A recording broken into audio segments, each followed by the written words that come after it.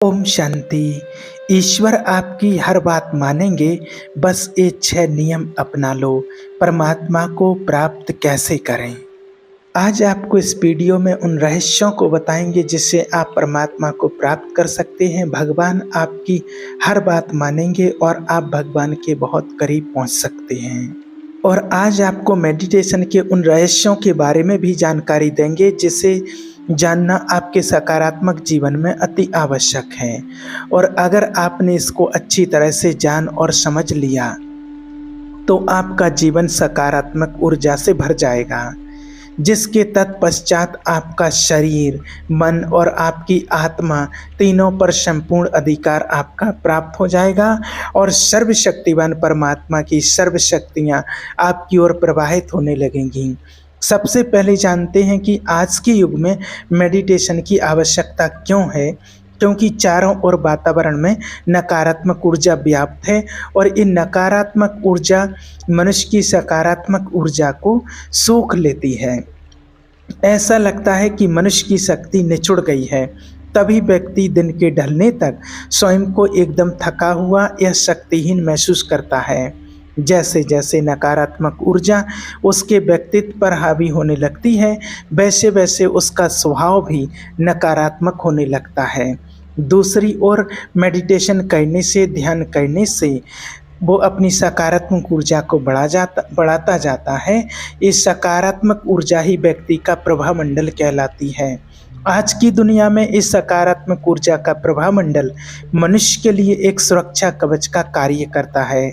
जो व्यक्ति सुबह सुबह मेडिटेशन के द्वारा अपने आसपास सकारात्मक ऊर्जा का सुरक्षा कवच धारण कर लेता है, वह कैसे भी नकारात्मक ऊर्जा वाले वातावरण में चला जाए, उस पर तमोगुणी वातावरण का कोई प्रभाव नहीं पड़ता। वह दिन भर उमंग उत्साह वाली सकारात्मक ऊर्जा से कार्य कर सकता है।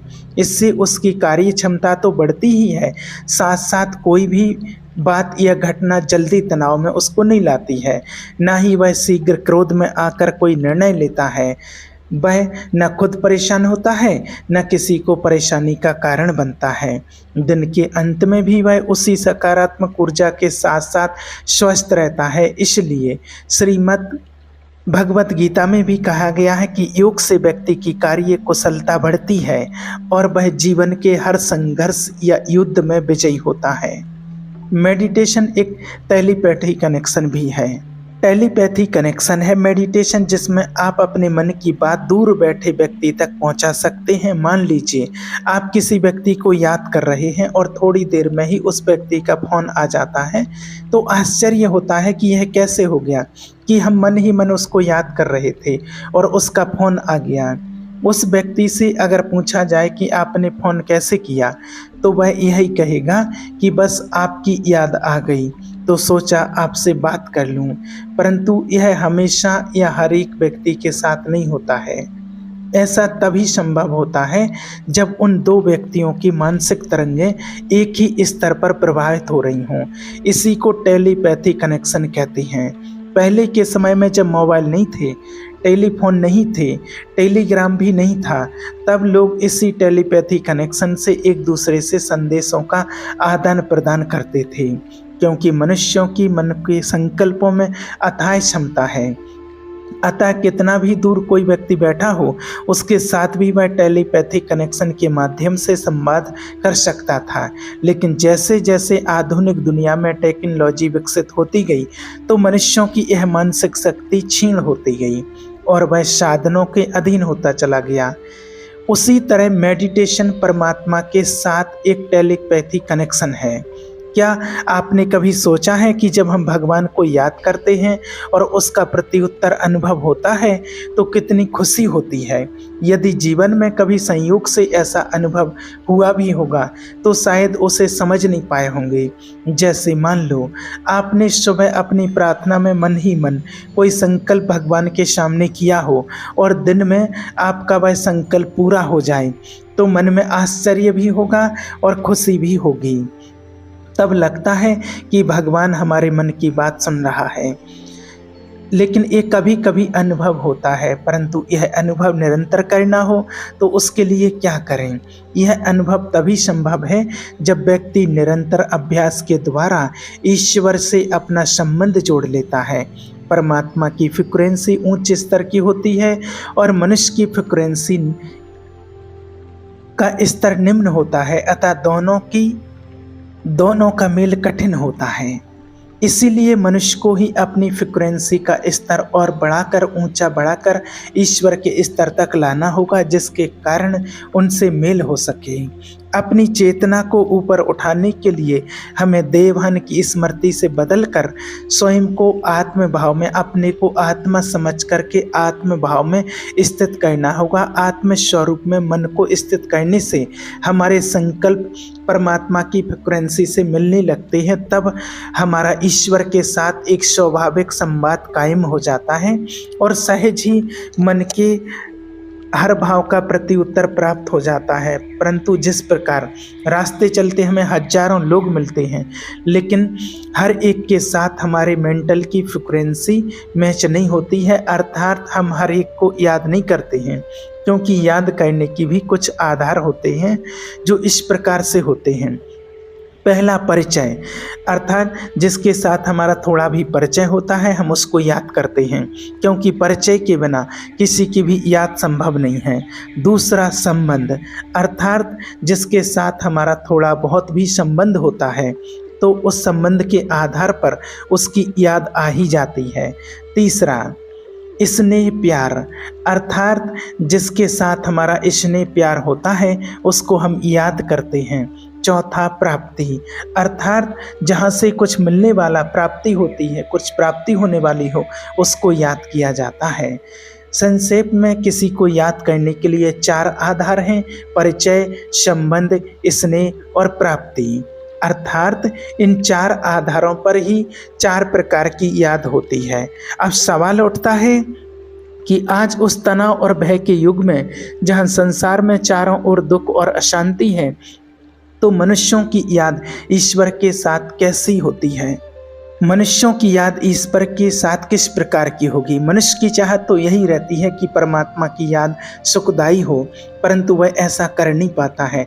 आज के समय में मनुष्य ईश्वर को या तो स्वार्थ से याद करता है या भय से याद करता है, या शिकायतें करने के लिए याद करता है, या फिर गलत संबंध के आधार पर याद करता है। परंतु ये चारों ही प्रकार की याद अज्ञानता के कारण है। पहला, परमात्मा को स्वार्थ से याद करने का तात्पर्य यह है कि वह बार बार भगवान के साथ एक व्यापारिक संबंध जोड़ता है।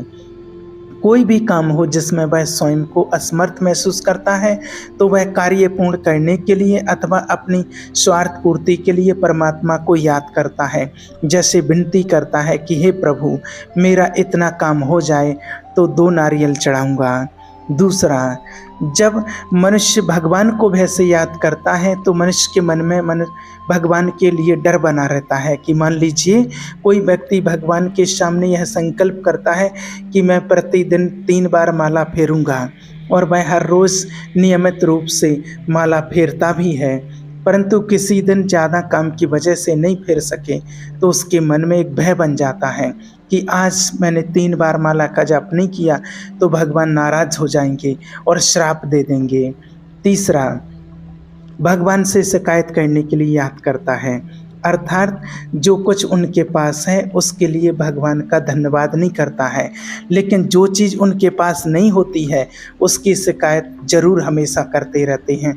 जैसे पड़ोसी के भाग्य को देखकर भगवान से शिकायत, पड़ोसी के भाग्य में इतना है, हे प्रभु मेरे पड़ोसी का भाग्य तो इतना अच्छा है, मेरा भाग्य ऐसा क्यों नहीं है, मेरा भाग्य लिखते समय तुम व्यस्त हो गए थे क्या? ऐसी ऐसी शिकायतें करने के लिए भगवान को याद करते हैं। चौथा, कई बार लोग अज्ञानता के कारण ईश्वर से गलत संबंध जोड़ लेते हैं। जैसे कहते हैं, हे प्रभु मैं आपके चरणों का दास हूँ, या आपके चरणों की धूल हूँ, या फिर भगवान को बहुत ऊंच और स्वयं को नीच समझ लेते हैं। अब यह प्रश्न उठता है कि परमात्मा को याद करने का सही तरीका क्या है? तो इसका उत्तर है, आप परमात्मा को यथार्थ संबंध जोड़ करके याद कर सकते हैं। फिर प्रश्न ये आता है कि हम कितने प्रकार के संबंध परमात्मा से जोड़ सकते हैं।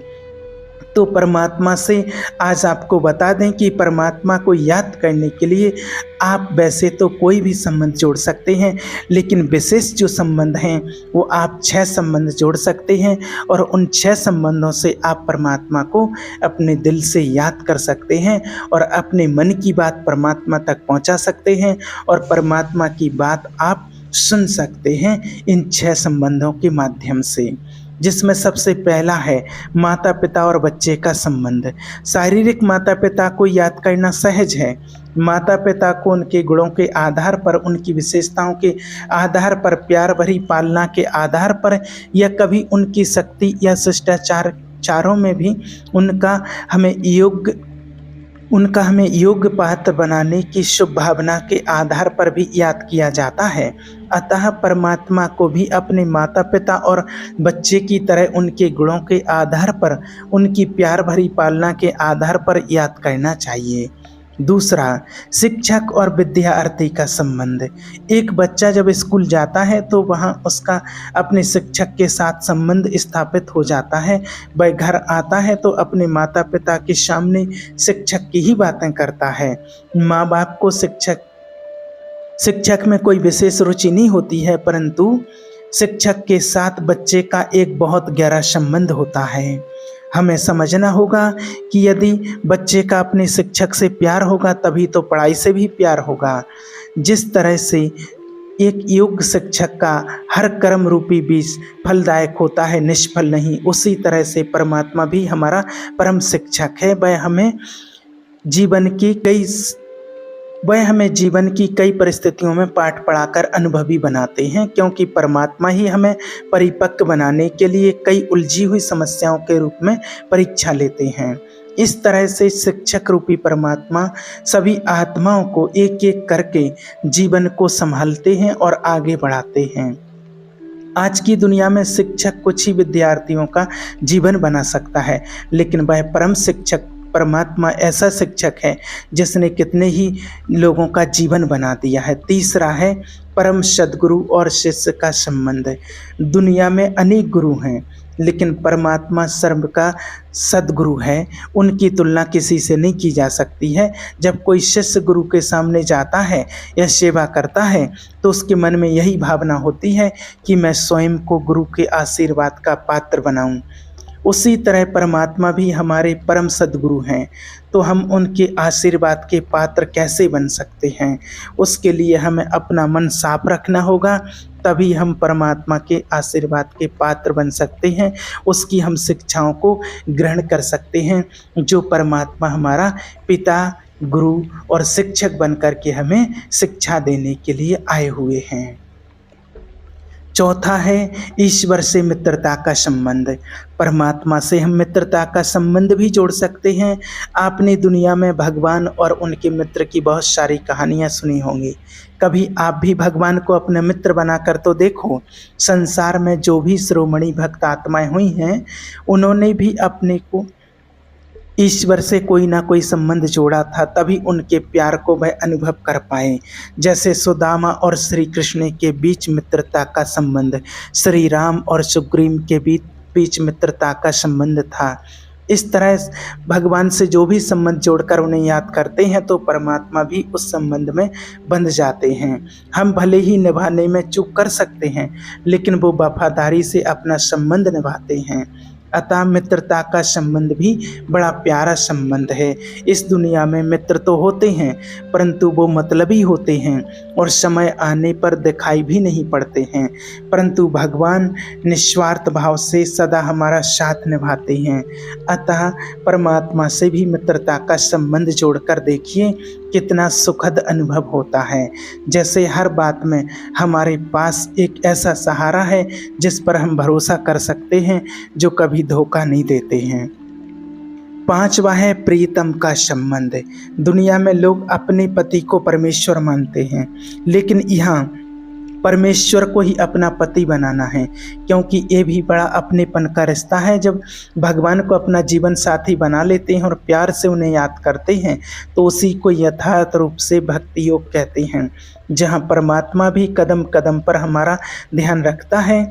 मीराबाई ने श्री कृष्ण से प्रीतम का संबंध जोड़ा था और उसी स्वरूप में प्यार से याद करती थीं, और श्री कृष्ण भी प्रीतम बनकर उनके सामने आए और राणा के द्वारा भेजे हुए जहर के प्याले को अमृत बना दिया।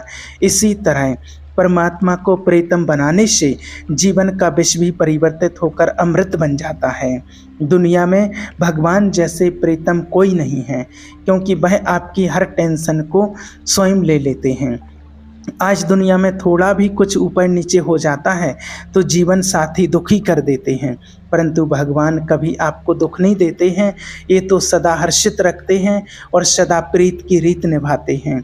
अगर कोई गलती हो भी जाती है तो प्यार से उसे सुधार लेते हैं और किसी के सामने प्रत्यक्ष भी नहीं होने देते हैं। छठा है भगवान को अपना बच्चा बनाना। भगवान को कभी अपना बच्चा बनाकर तो देखिए, वह एक बच्चे का सुख भी आपको अनुभव कराएगा। वह कोई ज़ायदाद का हिस्सा नहीं मांगते हैं, ना ही कोई टेंशन देते हैं। वो तो बस एक बच्चे की तरह आपको सुख का अनुभव कराएंगे।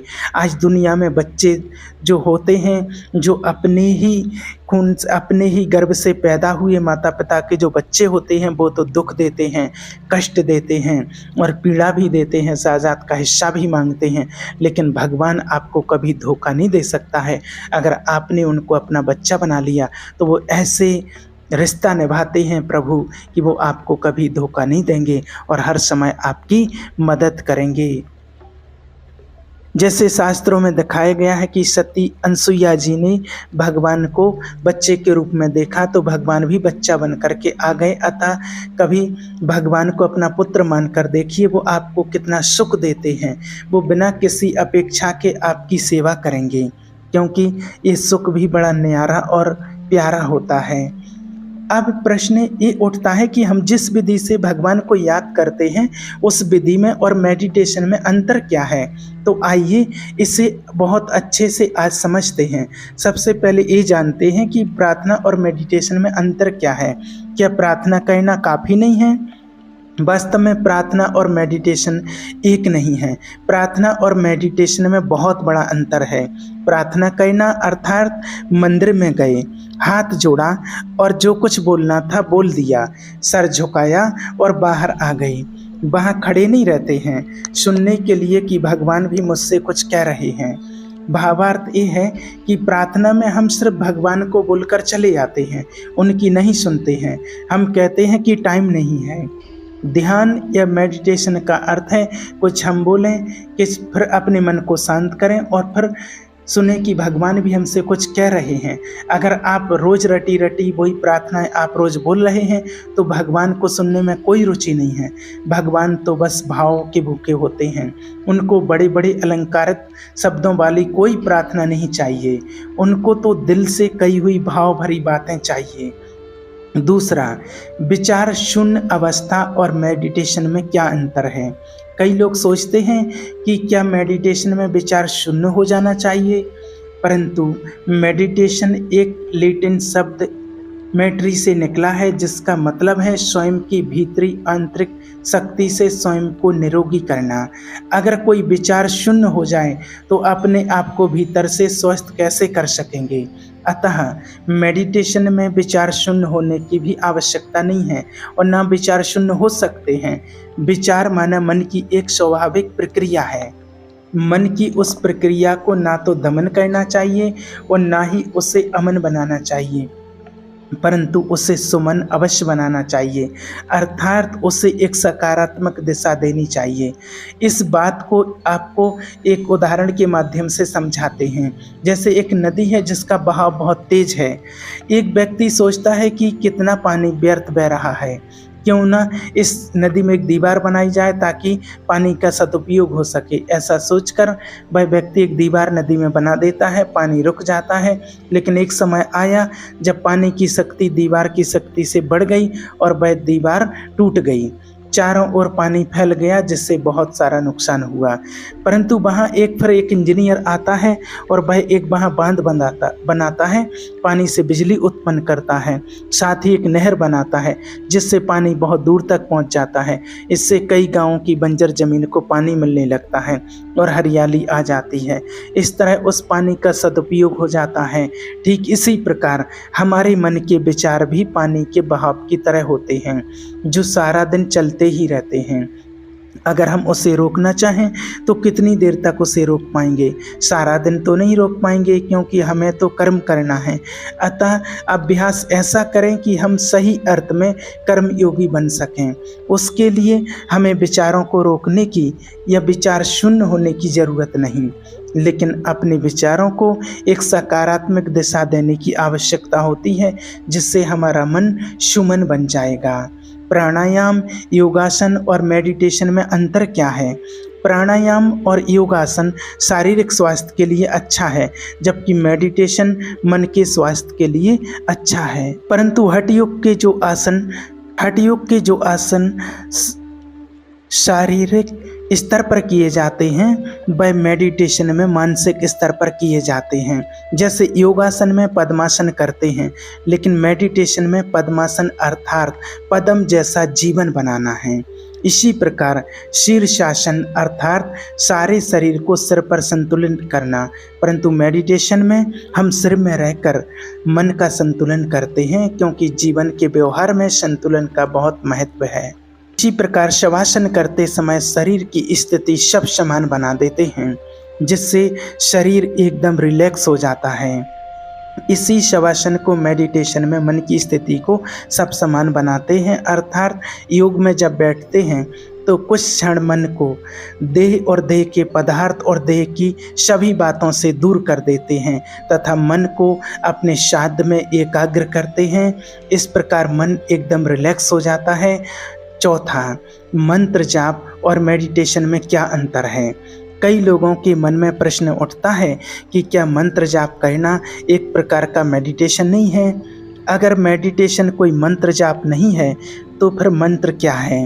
मंत्र अर्थात मन को सुरक्षा देने वाला शब्द, अर्थात मंत्र हमारा सुरक्षा प्रदान करता है, क्योंकि मनुष्य का मन आज के समय में बहुत भटकता है, तो मंत्र का काम होता है मन को भटकने से बचाना, जिससे हमारा मन भटके नहीं और परमात्मा की याद में लगा रहे। जैसे कोई छोटा बच्चा तूफान मचाता है तो माँ उससे एक खिलौना देती है, जिससे बच्चे की चंचलता भी बंद हो जाती है और बच्चा उस खिलौने को खेलने से कुछ सीखता भी जाता है। इसी तरह हमारा मन भी एक छोटे बच्चे के समान है जो शरारत करता है। अतः मंत्र जाप करने से मन भी व्यस्त हो जाता है और उसमें सही तरह मगन रहने पर एकाग्रता को भी विकसित कर सकते हैं। आज मनुष्य के जीवन में सफल होने के लिए एकाग्रता ही तो चाहिए। कल्पना और मेडिटेशन में क्या अंतर है? कई बार लोग ये भी सोच लेते हैं कि क्या मेडिटेशन में हम भगवान की कल्पना करते हैं? इसका उत्तर है मेडिटेशन में हम भगवान की कल्पना नहीं करते हैं। आज अगर आपसे कहा जाए कि आप अपने शारीरिक माता पिता को याद करो तो बिल्कुल सहज है ना। अर्थात जब आप अपने माता पिता को याद कर रहे होते हैं और कोई आपसे आकर के पूछे कि क्या कर रहे हो, तो आप यह नहीं कहोगे कि मैं अपने माता पिता की कल्पना कर रहा हूँ। आप यही कहेंगे कि हम अपने माता पिता को याद कर रहे हैं। कल्पना किसको कहते हैं? कल्पना अर्थात जिसका अस्तित्व है ही नहीं, जिसके विषय में सोच सोच कर व्यक्ति अपना समय व्यर्थ में गंवाता है। लेकिन जिसका अस्तित्व है अर्थात उसके विषय में सोचना, यह कल्पना नहीं है। याद परमात्मा का अस्तित्व है। इसलिए मेडिटेशन में जब हम ईश्वर को प्यार से याद करते हैं तो वह कल्पना नहीं होती है। फिर प्रश्न उठता है कि क्या मेडिटेशन सहज है या मुश्किल है? मेडिटेशन अत्यंत सहज है, कोई भी कर सकता है। इसको कहा ही जाता है सहज राजयोग। सभी योगों का राजा है और वो सहज कर सकते हैं। आप कभी भी कहीं भी कर सकते हैं। एकांत में बैठ कर के इसे सहज बनाने के लिए संयम और नियम सहज बनाने के लिए संयम और नियम दृढ़ता पूर्वक अभ्यास की आवश्यकता है। जितना आपका स्नेह परमात्मा के प्रति बढ़ता जाएगा, उतनी ही परमात्मा की याद आपके लिए सहज होती जाएगी। आज तक हम ये सोचते आए हैं कि परमात्मा की प्राप्ति घर बार छोड़कर या जंगल में जाकर ही हो सकती है, लेकिन मेडिटेशन एक पूर्णता, भिन्नता और संपूर्ण प्रक्रिया है। इसमें हमें घर गृहस्थी में रहते हुए ईश्वर में ध्यान लगाना है और ईश्वर की प्राप्ति कर सकते हैं, क्योंकि मेडिटेशन एक अनोखी विधि है जिससे हमारा मन शक्तिशाली बन जाता है और हम दुगने उत्साह से जीवन पथ पर आगे बढ़ते जाते हैं। इससे हमारे मन पर हमारा संपूर्ण अधिकार हो जाता है और सर्वशक्तिवान परमात्मा की सर्व शक्तियाँ हमारी ओर निरंतर प्रभावित होने लगती हैं। तो इन नियमों को अपना कर आप परमात्मा को प्राप्त कर सकते हैं और परमात्मा आपकी हर बात को मानेंगे, सुनेंगे। ओम शांति।